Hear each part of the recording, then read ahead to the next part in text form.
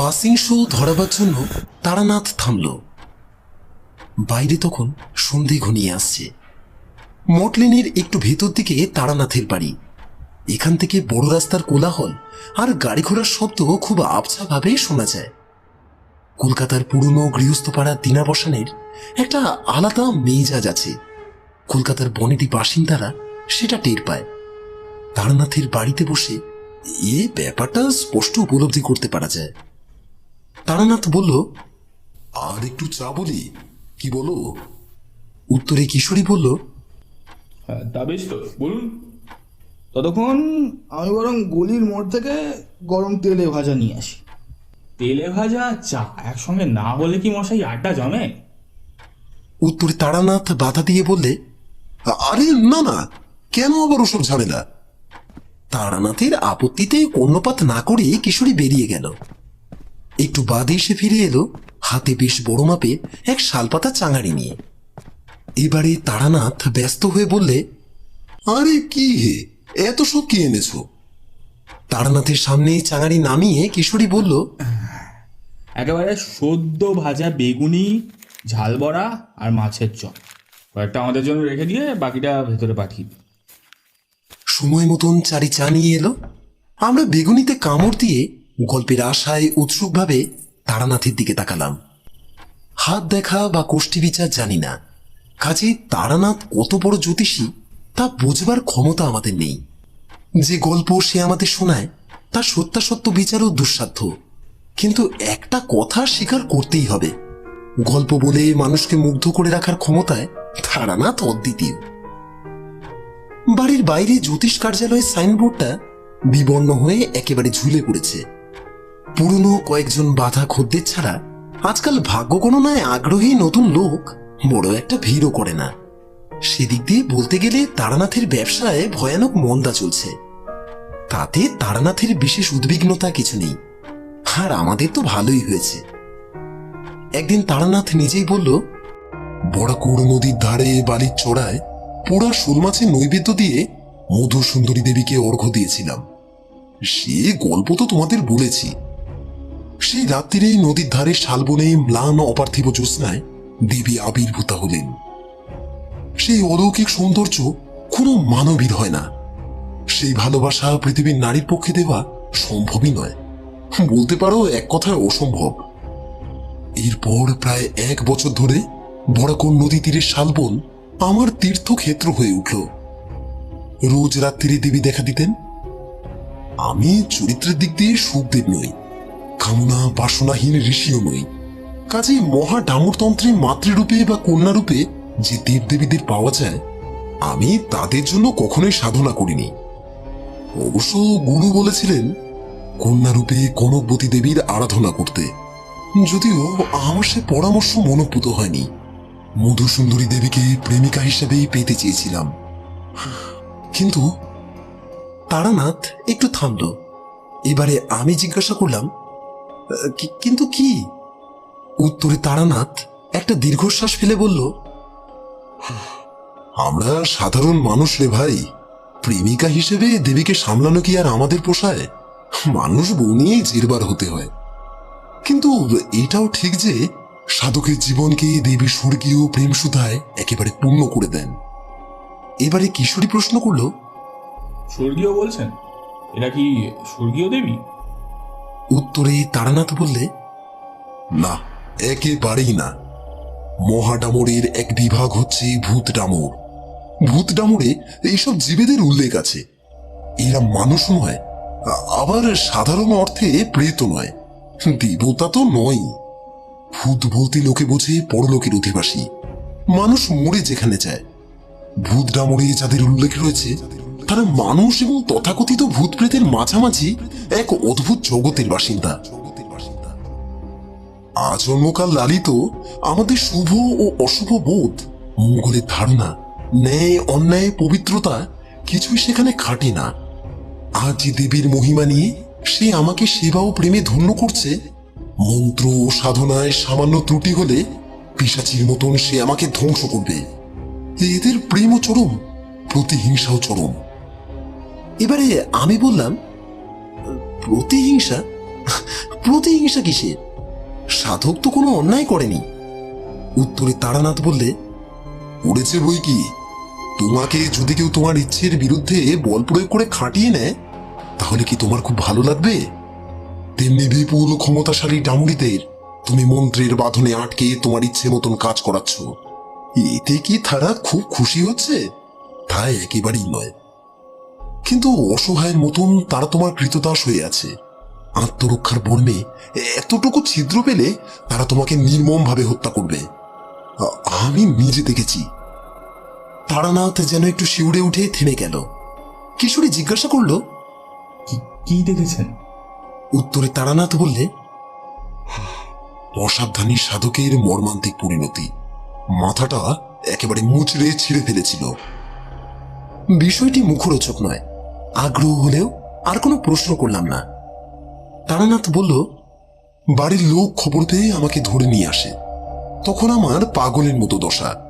কত মাস চুলদারি কাটিনি, বড় বড় নখ, শতচিহ্ন জামা কাপড়, গায়ে ময়লা। বাড়ি ফিরে আসবার আগের রাত্রিরে শেষ বাড়ির মতন দেবী আমাকে দেখা দিয়েছিলেন। তারপর বলেছিলেন, কিছু শক্তি তোমাকে দিলাম, যদি বুঝে ব্যবহার করতে পারো তাহলে জীবনে অন্তত ভাত কাপড়ের অভাব হবে না। আমার সঙ্গে আর দেখা না হওয়াই সম্ভব। যদি না, কিভাবে দেখা হতে পারে জিজ্ঞাসা করেছিলাম দেবীকে। দেবী আমার সে কথার কোনো উত্তর দেননি। যাই হোক, আমার সাংসারিক অবস্থা তো দেখছই, কিন্তু দেবীর আশীর্বাদে একরকম করে চলেই যায়। বড় লোক হতে পারেনি ঠিকই, কিন্তু নেহাত ভিক্ষেও কখনো করতে হয়নি। এবারে কিশোরী বলল, আচ্ছা, আমাদের সঙ্গে আলাপ হওয়ার প্রথম দিকে আপনি বীরভূমের শ্মশানবাসিনী মাথু পাগলির কাহিনী বলেছিলেন, তার সঙ্গে আর কখনো দেখা হয়নি? তারানাথ মাথা নেড়ে বলল, না। তবে আমার মনে হয় মাতু পাগলি বা তন্ত্রে উল্লেখিত রামড়ি, মধুসুন্দরী দেবী, এরা সব আসলে একই শক্তির বিভিন্ন প্রকাশ। মাতু পাগলি ছিঁড়া কাপড় পরে গ্রামের শ্মশানে বসে থাকতো বটে, কিন্তু সে বিশাল শক্তির অধিকারিণী ছিল। এখন আমার মনে হয় সে বুঝি মানুষও ছিল না। আমার খুব সৌভাগ্য, তাই তার দেখা পেয়েছিলাম। মানুষ ছিল না বলছেন? তাহলে সাধারণ মানুষের মতন হাটে মাঠে পড়ে থাকতো কেন? এবারে আমি প্রশ্ন করলাম। উত্তরে তারানাথ বললে, মাতু পাগলি যে পর্যায়ে উঠেছিল সেখানে পৌঁছলে পার্থিব সুখৈশ্বর্য সব তুচ্ছ হয়ে যায়। ও শ্মশানে থাকলেও যা, রাজপ্রাসাদে থাকলেও তাই। অবশ্য সে সময়ে একটা গুজব শুনেছিলাম লোকেদের মুখে, তখন অবশ্য বিশ্বাস করিনি। শুনেছিলাম মাতু পাগলি নাকি আহার্য বা পানীয় গ্রহণ করে না। তোমাদের আর কি বলবো, পরে আমি ভেবে দেখেছি, সত্যি তো একদিন সকাল থেকে গভীর রাত পর্যন্ত তার সঙ্গে কাটিয়েছি। কখনো তাকে সামান্য জলও খেতে দেখিনি। ছায়াটা অবশ্য খেয়াল করিনি, অবশ্য তখন জানতামও না। কিশোরী বলল, ছায়া খেয়াল করা কিরকম? উত্তরে তারানাথ বললে, গ্রামাঞ্চলে একটা প্রবাদ আছে, তা জানো তো? প্রেত পিশাচের নাকি ছায়া পড়ে না। যদিও কথাটা আংশিক সত্য, তবে পুরোটা নয়। তাদেরও ছায়া পড়ে ঠিকই, কিন্তু গাঢ় কৃষ্ণবর্ণ ছায়া পড়ে না। একটু জল মেশানো ভেজাল ছায়া পড়ে। অভিজ্ঞ সাধক দেখলে ঠিক বুঝতে পারবে। ভেজাল ছায়া, কত রকম অদ্ভুত কথাই যে শুনলাম তারানাথের কাছে, তার কি বলবো। তারানাথ অনেক সময় মানুষের মুখ দেখে নির্ভুলভাবে মনের কথা আন্দাজ করে ফেলে। আমার দিকে তাকিয়ে সে বলল, বিশ্বাস করা কঠিন তাই না? ভাবছো এই বুড়ো কি সব আবল তাবল বকে আসর জমাবার চেষ্টা করে? আরে ব্যাপার অত সোজা নয়। দেবীর দয়ায় আর গুরুর আশীর্বাদে কিছু গুণ লাভ করেছিলাম, এইসব তারই প্রকাশ। তোমাদেরকে তো আগেও বলেছি বোধহয়, আমার তন্ত্র দীক্ষা হয়েছিল পূর্ণগ্রাস সূর্যগ্রহণের সময়। গলায় পদ্মবীজের মালা পরে গুরু যখন বিরজা হোমে পূর্ণাহুতি দিলেন, তখন আকাশে গ্রহণগ্রস্ত সূর্য তাম্রাভ চাকার মতন বিবর্ণ আর ম্লান দেখাচ্ছে। গুরুই বলেছিলেন, খুব শুভযোগে তোমার দীক্ষা হলো, অনেক ক্ষমতা লাভ করবে তুমি। এবারে আমি জিজ্ঞাসা করলাম, আচ্ছা ঠাকুর মশাই, এই বিরজা হোম ব্যাপারটা কি? উত্তরে তারানাথ আমার দিকে তাকিয়ে বললে, সংসার ত্যাগ করে তবে সন্ন্যাস জীবনে প্রবেশ করতে হয়। দীক্ষার পর মুহূর্ত থেকে সাধকের আর কোনো সামাজিক পরিচয় থাকে না, এমনকি বাবা মায়ের শ্রাদ্ধ করার অধিকার থেকেও সে বিচ্যুত হয়। দীক্ষার সময় যে বিশেষ যজ্ঞের মাধ্যমে নিজের শ্রাদ্ধ করতে হয়, তারই নাম বিরজা হোম। এবারে অবাক হয়ে আমি বললাম, নিজের শ্রাদ্ধ? নিজের শ্রাদ্ধ করবার সময় আপনার মন খারাপ হয়নি? উত্তরে তারানাথ বলল, তা হয়েছিল, তবে খুব সামান্য। সাধনার জন্য যতই ব্যগ্র হওয়া যাক না কেন, ওটুকু মানসিক দুর্বলতা থেকেই যায়। সমাজ ও সংসারের প্রতি স্বাভাবিক যে টান, তার থেকেই বোধহয় এটা হয়। যাই হোক, শ্রাদ্ধের চেয়েও বেশি খারাপ লেগেছিল আমার এই পৈতেটা ত্যাগ করতে। সে সময় বুঝেছিলাম আজন্ম লালিত বিশ্বাস ও সংস্কার কতখানি গভীরে শিকড় গেড়ে থাকে।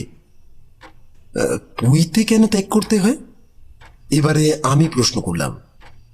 উত্তরে তারানাথ বলল, বিরজা হোমের পরে তুমি আর কারো সন্তান নও। তোমার কোনো সামাজিক সম্প্রদায় নেই। তুমি ব্রাহ্মণ, ক্ষত্রিয়, শূদ্র কিছুই নও। তুমি কেবল একজন সাধক। পৈতে থাকলে বর্ণশ্রেষ্ঠ হিসেবে তোমার অহংবোধ জন্মায়। সাধনার ক্ষেত্রে তা অমার্জনীয়। আমি বললাম, এখন তো আপনি পৈতে ধারণ করে আছেন, তা কেন? তারানাথ হেসে বলল, আবার গৃহাশ্রমে ফিরে এসেছি। সেও তো বেশ অনেক বছর হয়ে গেল। মনে মনে গুরুর কাছে ক্ষমা চেয়ে পিছিয়ে এলাম। দেখলাম ভিতরে ভিতরে আমার ভোগ বাসনা আর সংসার করার কামনা পুরোপুরি দুটোই রয়ে গিয়েছে। দুনৌকোয় পা দিয়ে চলা যায় না। দেখলাম ফিরে আসাই ভালো। আমি বললাম, তাহলে কবে আবার পৈতে নিলেন?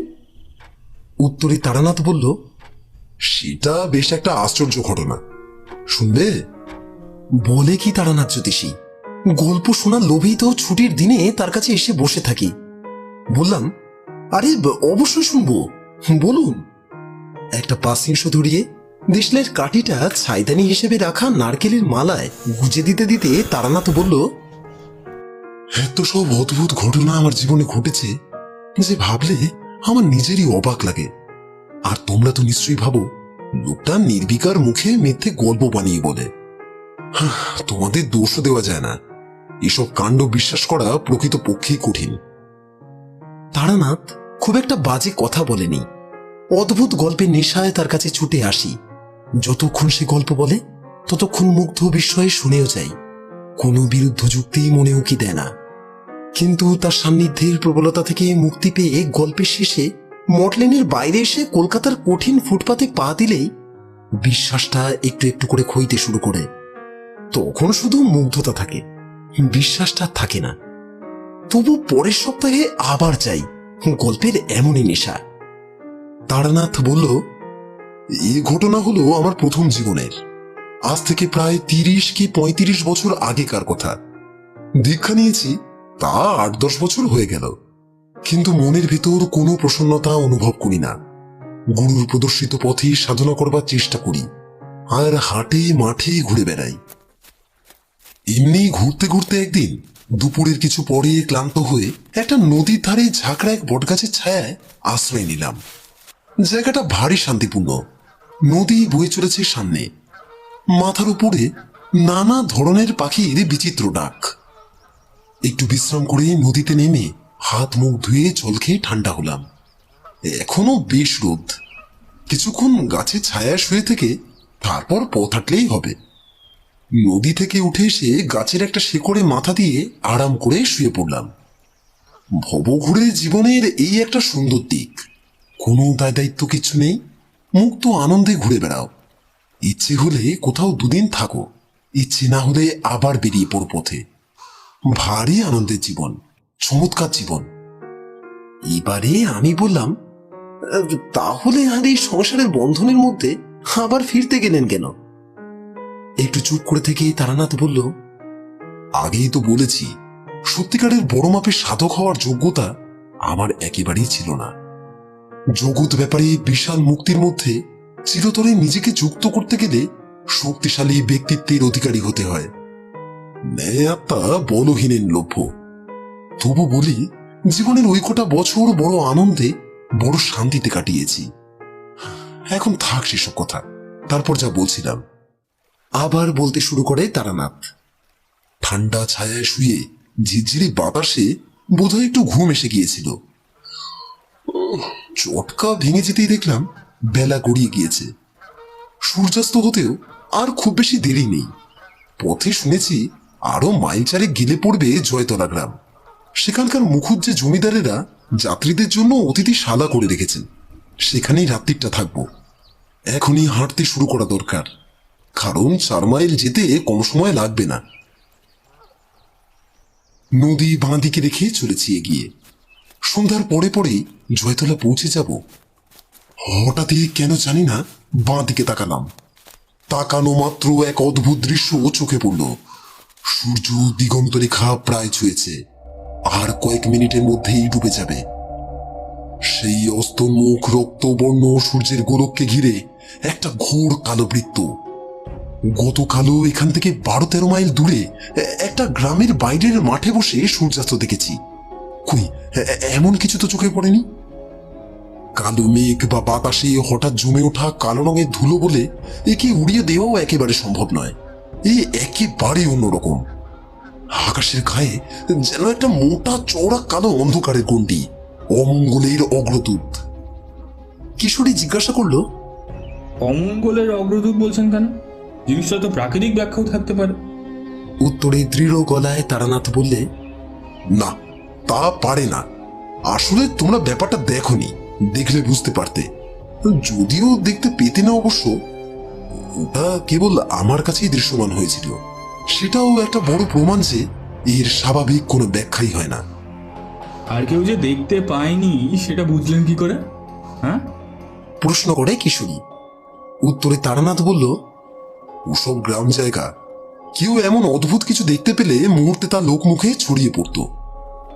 জয়তলা গ্রামের দিকে হাঁটছি। চাষিরা দিনের কাজ সেরে নিজের বাড়ির দিকে ফিরছে। রাখাল ছেলের দল গরুর পাল তাড়িয়ে গ্রামের দিকে যাচ্ছে। আমি ছাড়া তারা কেউই কিছু আর দেখতে পাচ্ছে না। এবারে অবাক হয়ে আমি বললাম, আচ্ছা, আপনি ভয় পেলেন কেন? ওই কালো বৃত্তের মানেই বা কি? উত্তরে তারানাথ ঠান্ডা গলায় বলল, ওর মানে আমার প্রতি কেউ তন্ত্রোক্ত অভিচার ক্রিয়া প্রয়োগ করেছে। কেউ আমার ভয়ঙ্কর ক্ষতি করতে চায়, পারলে প্রাণহানি পর্যন্ত করতে চায়। কিন্তু কি, কেন যে সে আমার ক্ষতি চায়, এসব জানবার জন্য ঠিক করলাম জয়তলা পৌঁছে একটু বেশি রাত্রিরে মনোদর্পণে বসবো। কিশোরী বলল, মনোদর্পণ আবার কি? তারানাথ উত্তরে বলল, তোমরা তো জানো আমি চন্দ্র দর্শনে সিদ্ধ।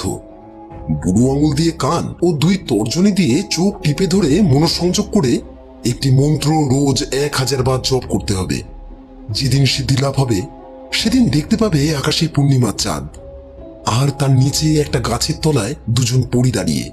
তুমি যা প্রশ্ন করবে পরীরা তার উত্তর দিয়ে দেবে। বিশ্ব ব্রহ্মাণ্ডে তোমার অজানা কিছুই থাকবে না। প্রশ্ন করার পরে পরী চাঁদ সব মিলিয়ে গিয়ে সামনেটা বায়োস্কোপের পর্দার মতন খালি হয়ে যাবে। তুমি যা জানতে চাও তা সেই পর্দায় ছবির মতন ফুটে উঠবে। একে বলে মনোদর্পণ। এবারে আমি বললাম, বাহ, এ তো ভালো মজা। এতে তো ইচ্ছে করলে পৃথিবীর সবচেয়ে শক্তিশালী আর ধনী মানুষ হওয়া যায়।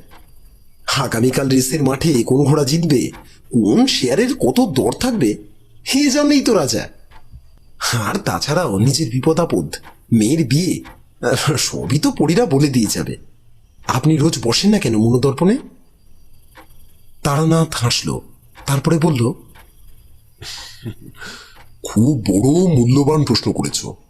ঠিকই তো, সপ্তাহে একবার করে আসনে বসলেই আমার আর কোনো অভাব থাকবে না। আমার সাংসারিক অবস্থা তো দেখছই, প্রতিদিনের চিন্তা প্রতিদিনই করতে হয়।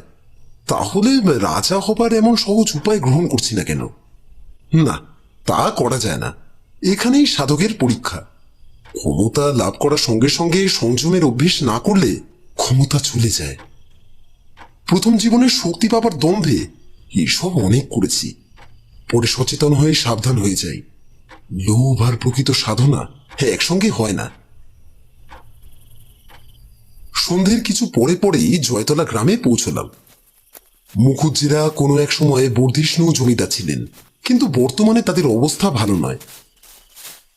বিশাল বাড়ি মেরামতির অভাবে জীর্ণ হয়ে এসেছে।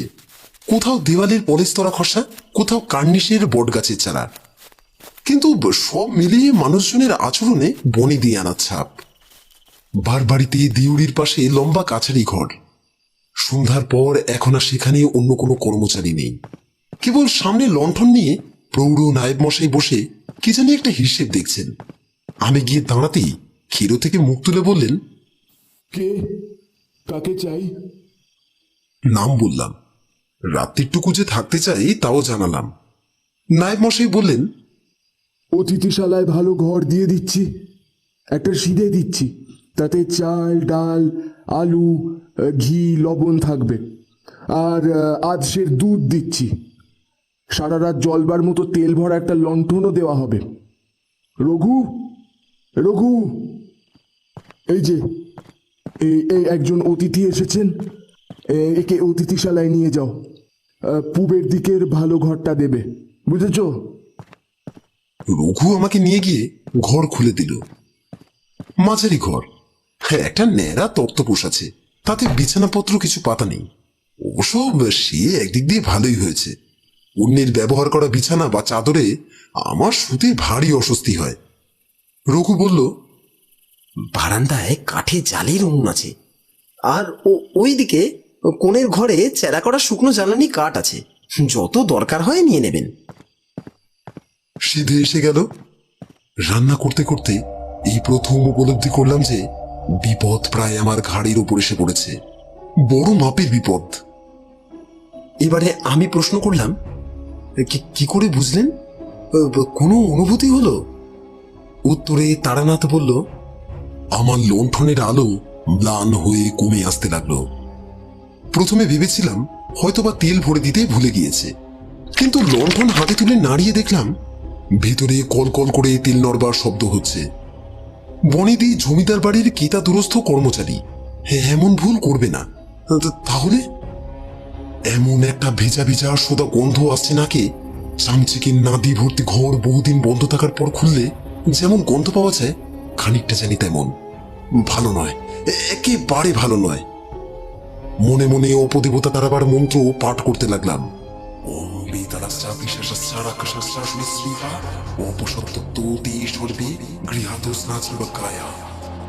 আস্তে আস্তে আলো আবার উজ্জ্বল হয়ে উঠল, গন্ধটাও চলে গেল।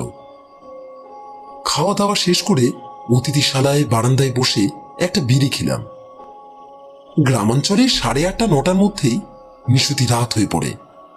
কোথাও মানুষের কোনো সাড়া পাওয়া যায় না, কেবল দূরে কতগুলো কুকুর ডাকছে। পথ হেঁটে আমিও ক্লান্ত, কিন্তু ঘুমলে তো চলবে না। এখন দেহ বন্ধন করে আসনে বসে মনোদর্পণে দেখতে হবে কে আমার ক্ষতি করতে চায় এবং কেন। চন্দ্রদর্শন আমার এমন আয়ত্তে এসে গিয়েছিল যে চোখের সামনে পূর্ণচন্দ্র আর 2 পরীদের আনতে 10 মিনিটের বেশি সময় লাগলো না। মন্ত্র উচ্চারণ করে প্রশ্ন করতেই সামনে পরী চাঁদ সব মুছে গিয়ে সাদা দেওয়ালের মতন শূন্যতা ফুটে উঠল। চৌকো সেই পথ থেকে আমার দিকে তাকিয়ে রয়েছে একটা ভয়াবহ হিংস্র মুখ। মাঝখানে সিঁথি করা লম্বা কোকড়ানো চুল, কপালে তেল সিঁদুরে ত্রিপুণ্ডক, গলায় রুদ্রাক্ষ আর হাড়ের মালা। খুব নিম্ন মার্গের সাধক, মুখে সাধনা জ্যোতি নেই, রয়েছে ক্রোধ আর নিবিড় হিংসা। এদের উপকার করার ক্ষমতা নেই, কিন্তু অপকার করার ক্ষমতা অসীম। লোকটাকে খুব চেনা চেনা মনে হচ্ছে, কোথাও যেন দেখেছি একে। হঠাৎ মনে পড়ে গেল 5-7 বছর আগে সেই চড়ুইটিপ গ্রাম, আর আমাদের বাল্যবন্ধু বিরাজমোহনের সর্বনাশ করবার জন্য একজন কাপালিক শ্বেত বগলার পূজার আয়োজন করেছিল। কাকের বাসার কাঠি দিয়ে ঘোড়া চর্বি দিয়ে যজ্ঞ করবার নিয়ম। বিরাজের নাম লেখা একটা নিম পাতা যজ্ঞের আগুনে আহুতি দিলেই 1 মাসের ভেতরে উদ্দিষ্টের মৃত্যু। আমার হস্তক্ষেপে ব্যাপারটা বানচাল হয়ে যায়। যদিও বিরাজের নিজের দাদাই সম্পত্তির লোভে ভাইয়ের প্রাণহানির জন্য কাপালিককে নিয়োগ করেছিল, যদিও পরে ব্যাপারটা খুব ভালোভাবে মিটে যায়, 2 ভাইয়ের আবার মিলনও হয়ে যায়। কিন্তু ব্যর্থ মনস্কাম কাপালিক চলে যাবার সময় আমাকে বলে গিয়েছিল, কাজটা ভালো করলে না, একজন সাধক কখনো অন্য সাধকের ক্রিয়ায় বাধা দেয় না, তার নিয়ম নয়। আজ হোক 10 বছর পরে হোক, এর প্রতিফল তোমাকে পেতেই হবে। তৈরি থেকো তারানাথ তান্ত্রিক, তৈরি থেকো। আমি বলেছিলাম আপনার সাধনা বা কৌলিক ক্রিয়াকর্মে বাধাদান করবার কোনো ইচ্ছেই আমার ছিল না, কিন্তু আপনি তো সজ্ঞানে একজন নিরীহ মানুষের সর্বনাশ করবার জন্য অবিচার ক্রিয়ার আয়োজন করেছিলেন। এরকম প্রচেষ্টার কথা জানতে পারলে সর্বশক্তি দিয়ে তার নিবারণের ব্যবস্থা করতে বলেছেন আমার গুরু। তখন চোখে আগুন ফুটিয়ে সে আমার দিকে তাকিয়ে বললে, বেশ, আমাকে মনে রেখো। মনে রাখিনি, ভুলে গিয়েছিলাম। আজ মনোদর্পণে এতদিন পরে তাকে আবার দেখে চিনতে পারলাম। একটু পরেই কাপালিকে চেহারা মিলিয়ে গেল সামনে থেকে। যাক, কি ব্যাপার তা জানতে পেরেছি। আগামী পরশু কৃষ্ণপক্ষে ত্রয়োদশী, ওই দিন একটু আসনে বসে পুজো করব। কাপালিকও হাড়ে হাড়ে বুঝতে পারবে কার সঙ্গে সে লাগতে এসেছে। আমার নাম তারানাথ, তারানাথ তান্ত্রিক। এবারে কিশোরী বলল, কেন, কি কি ক্রিয়া করবেন আপনি? উত্তরে তারানাথ বলল, বীজ মন্ত্র ছাড়া প্রকরণ বলছি, শুনে রাখো। কালো ছাগল, ঘোড়ার খুঁড়ের কাছে লোম, কালো মুরগি আর কাকের 4টে করে পালক আগুনে পুড়িয়ে তিসি তেলে গুলে বাঙাতের করে আঙুল দিয়ে কপালে তিলক লাগিয়ে পুজোর আসনে বসলে যে আমার ক্ষতি করতে চাইছে তার সব কাজ ব্যর্থ হবে। লোকটা মারা পড়বে না ঠিকই, কিন্তু দেহে ও মনে বিরাট ধাক্কা খাবে। বীজ মন্ত্রটি কি? এবারে কিশোরী জিজ্ঞাসা করে। তারানাথ কিশোরীর দিকে তাকিয়ে একটু হাসলো, তারপরে বলল, গল্প শোনো, গল্প শোনো। যাই হোক, তারপর ঘরে এসে তক্তাপোষে শুলাম। মেঝেতে লণ্ঠনটা কমিয়ে রাখা আছে। নরম মৃদু আলোয় আবছা আবছা সবকিছু দেখতে পাচ্ছি। পথ হেঁটে বড়ই ক্লান্ত ছিলাম, একটু বাদেই তাই ঘুম এসে গেল। কতক্ষণ ঘুমিয়েছিলাম জানি না। হঠাৎ চটকাটা ভেঙে তাকিয়ে দেখি ঘরের ভেতরে নিকষ নিবিড় অন্ধকার। আপন মনেই ভাবলাম, এটা কেমন হলো? লণ্ঠনে তো যথেষ্ট তেল আছে, সে তো আমি নিজে দেখে নিয়েছি। যাক, নেমে এক্ষুনি জ্বালিয়ে নিচ্ছি। কিন্তু ঘরের মধ্যে একটা অদ্ভুত দম বন্ধ করা ভ্যাপসা ভাব কেন? সবকটা জানলা কে বন্ধ করে দিলে? জানলা তো খোলাই ছিল। এই ধরনের উপদ্রব দূর করবার সহজ উপায় আর মন্ত্রগুলো অকস্মাৎ কিছুই মনে আসছে না। আলো জ্বালিয়ে মনের জোরছে আবার ফিরে পাবো, সেই ভেবেই আন্দাজে আন্দাজে মেঝেতে নেমে লণ্ঠন আর দেশলাই খুঁজতে গেলাম। কোথাও খুঁজে পেলাম না। তক্তাপোষ থেকে হাত 3-4 দূরে দরজার পাশে লণ্ঠনটা ছিল, কিন্তু দরজাটাই বা কোথায়? দেওয়ালে হাত দিয়ে সমস্ত ঘরটা একবার পাক দিলাম। জানলা বা দরজা কিছুই হাতে ঠেকলো না। হে আবার কি, আমার দম বন্ধ হয়ে আসছে। এই অন্ধকূপে আমি কিভাবে বন্দী হলাম? এই কি তাহলে শেষ? মনে পড়ল বাবার কথা। বাবা বলতেন, দেখো চক্রবর্তী বামুনের ছেলে, যেখানে যাও যা করো পৈতেটা শরীরে রেখো। ভয় পেলে বা বিপদে পড়লে পৈতে আঙুলে জড়িয়ে গায়ত্রী মন্ত্র জপ করতে আরম্ভ করবে, অন্তত প্রাণটা রক্ষা পাবে। অভ্যাসবশত পৈতে খুঁজতে আরম্ভ করে মনে পড়ল, পৈতে তো সেই কবেই বিরজা হোমের কুণ্ডে বিসর্জন দিয়েছি। তাহলে এখন কি হবে? অন্ধকারের ভেতরে ঘরের ছাদের কাছ থেকে কি যেন একটা নরম হালকা জিনিস আমার মাথায় পড়ে নিচের দিকে গড়িয়ে গেল। প্রথমে চমকে উঠেছিলাম, তারপর মনে হলো ঠিকই বা ওই রকম কিছু হবে হয়তো। পা দিয়ে সরিয়ে দিতে গিয়ে পায়ে ঠেকলো দেশলাইটা। এ তো ভালো মজা, এতক্ষণ কিছুতেই পেলাম না, এখন আপনা আপনি ফিরে এলো। দেশলাই চালতেই দেখলাম ঘরের জানলা দরজা সব যথাস্থানেই আছে, আর পায়ের কাছে মেঝেতে পড়ে রয়েছে একটি সদ্য তৈরি গ্রন্থি দেওয়া পৈতে। হয়তো গুরু পাঠিয়েছেন না আমার বিপদ দেখে, অথবা বাবার আত্মা বুঝতে পেরেছে সন্তানের প্রাণ সংশয়, তাই হয়তো। যাই হোক, তৎক্ষণাৎ পৈতেটা ধারণ করে গায়ত্রী জপ করতে শুরু করলাম।